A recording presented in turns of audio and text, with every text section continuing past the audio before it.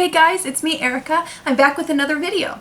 Today I'm going to be framing some of the most embarrassing stories of my life. I think that embarrassing stories are, one, really funny and fun to share, and number two, tell you a lot about a person and where they've come from. I'm going to tell these stories in chronological order, which means we're going to start back all the way in 2003 when I was 5 years old. If I can find a picture, I will put it in here. So, I'm 5, my family takes me to Florida on my very first vacation. This was the last time I was at Disneyland. I've been to Florida since, but this was the first time I had been to Disney World. Busy World, not Disneyland.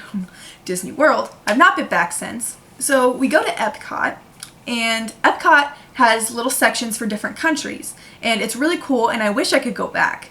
Hopefully soon I will. But I'm 5 years old, and I walk into the little building for the country of China. And on the counter there is this container, a little like partitioned container with different pieces of jewelry. I think they are all rings. And my mom was looking at them, and I really wanted to see them. And I asked her, I said, Mom. And she's like, just wait a second, I'll pick you up when I'm done looking at what I'm looking at. This was not good enough for me. Rewind. Let's just talk about how impatient I am. I am impatient. I've always been impatient. I'm 20 years old and I'm still impatient. I'm working on it. We're getting places. We're not getting very far, but I'm impatient. And if you can imagine me working on it at 20 years old, how impatient I am, you can only imagine what I was like at 5. So my mom saying to wait a second is not good enough for me. No. I'm not even going to wait half a second. I put my hands up on the counter and I go to pull myself up so that I can see. You know, just a couple inches is all I need. The counter isn't that tall. I was kind of a tall 5-year-old. So I didn't need much height, so as I said, I put my hands on the counter and I pull up. Except at 5 years old, what I didn't realize, I didn't quite think about, was that I had put my hands on the case as well. So you can imagine this little case on the edge, put my hand. If you go to pull yourself up, physics does its work. I'm not that good at physics, but even today I can figure out what happened. This whole container, over my head. Things go flying. The poor workers and then this little shop are running around because they don't know like what happened. They just hear all this noise. They're scared someone's gonna steal something. They're running around with brooms. I'm crying. The rest of the trip, my family is scaring me to death, telling me that the police are gonna come get me. My family talks about this at least twice a year to this day. My second story might be the most embarrassing. I'm kind of can't believe I'm telling this on the internet. A lot of my friends know this, but also, you know what? Kids are weird. And even though I was kind of old to be doing this, kids are weird and kids do weird things, and it is just a sign of my social anxiety showing up at a young age, okay? So I'm in what I think it was 4th grade. The only time I've ever played a sport was one season of Little League softball in my hometown. It was a good time, but your girl has asthma. But I played softball. And I had witnessed at the beginning of the season that a girl had to go to the bathroom, and they stopped the entire game because they didn't have enough players. So like if someone had to go to the bathroom, they had to stop this whole game. Everyone watches this girl go to the little porta potty and come out and start the game again. And I'm thinking, that's not gonna happen to me. No. I'm already embarrassing myself enough not hitting balls and not catching balls and just generally not being good at this. And no one is gonna stop this game to watch my chubby little butt go up there and go to the bathroom and come back. No. So my mom, being a good mom and doing her best, even though she didn't really raise athletes, gave me a whole bottle of Gatorade before this game, because it's, you know, the end of summer, it's kind of hot, right? I drank these whole bottles of Gatorade before, which in a 4th grader's body means at about 20 minutes later, you're going to have to go to the bathroom. But I'm remembering this girl and everyone watching her, and I'm thinking, that's not happening to me. So my 4th grade mind thought, the best decision right now, like I have to go to the bathroom, but I am not stopping this game. No one's gonna watch me. I'm already embarrassed to be here.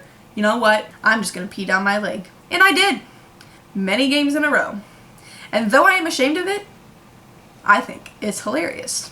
Because I may be a dweeb and I may be a little odd now, but I have come so far.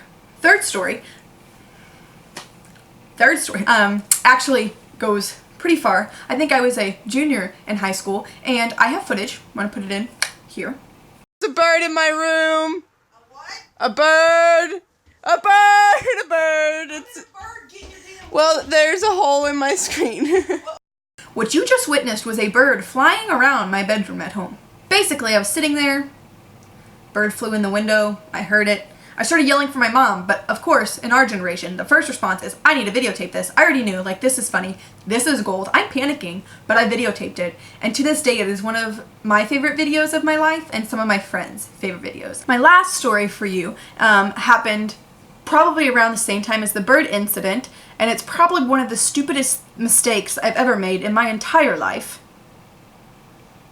So it was about a week after I got my license, and I drove to my friend's house, and I don't know how many of you are from cities, but where I'm from, it's not that common to have to drive on the interstate to get to your friend's house, but I had to. So this was the first time I'd taken the interstate by myself, and I wanted to get on the outer roads. So, you know, you've got the interstate, you know, just like two, you know, technically 4 lanes, but 2 and 2, like small town stuff. So I'm on the interstate, and I get off, and I realize that I've pulled off the wrong way because somehow I made that mistake. So I pull off the wrong way. Bells. They're still going.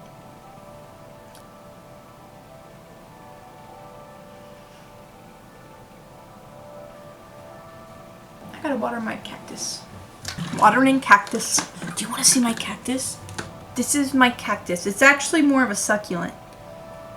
But he's having a hard time. I'm trying though. Only I could kill a cactus. Your arm, Steve!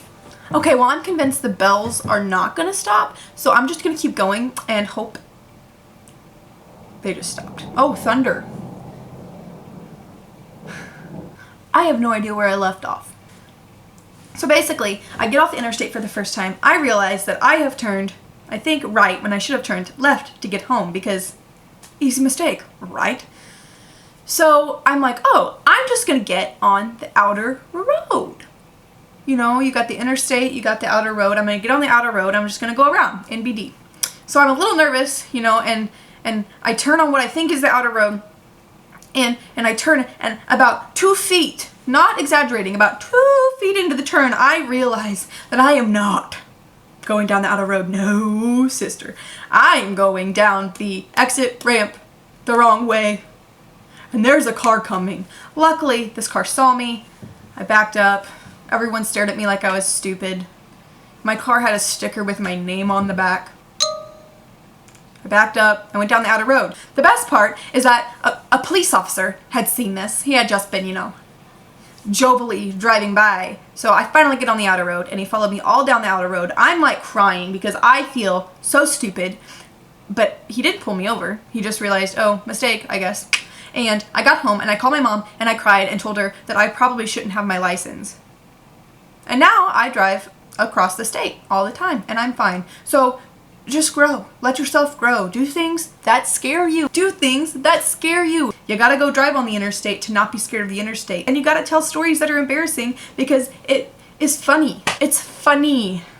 That's my challenge for you today. Go tell someone an embarrassing story. Now don't, you know, within reason, but go tell someone an embarrassing story. Thank you for watching. I'm so glad you're here. I look forward to seeing you in the next video. Please get your friends to watch me. Please subscribe if you haven't already. Give me a like, give me a comment. I'd love to hear from you. Have a good day.